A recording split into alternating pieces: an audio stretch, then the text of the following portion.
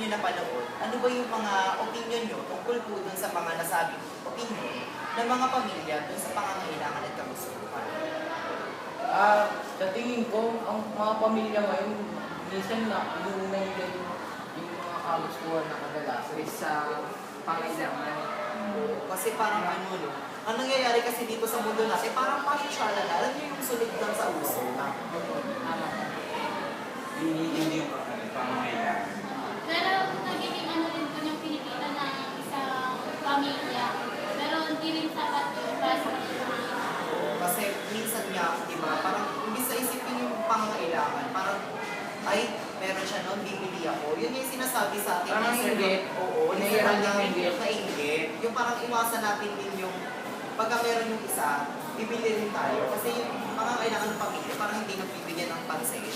Kasi pinaprioritize nila yung mga gadgets, kung ano-ano mo, Isa yun sa kesa yung pangangailangan. mo, pagkain, pirahan, Damit. damit, mga ganun. Mga pangangailangan.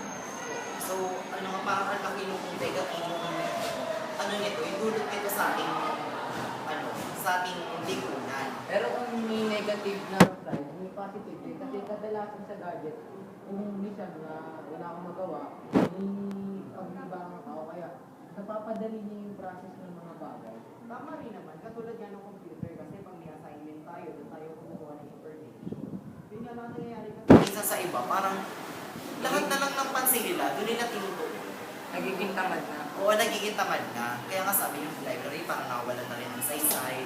Siguro natin, hindi natin. Sa buong video, ano yung pinaka gusto niyo part? Sa EMS. Kasi Kasi may hiyakan na ganun.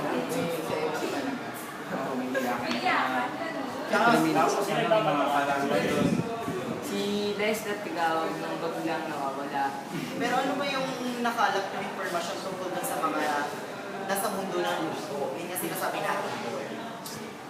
Kasi Hindi lang kasi sa ano yun, sa magamitan sa Years. mga technology. Years Hindi tapusin rin niya. mga nandun yung mga pangangailangan. Oo, tama. Pero minsan nga kasi parang ito yung kilala bilang naroroon yung mga bagay na kung saan niluho ng tao.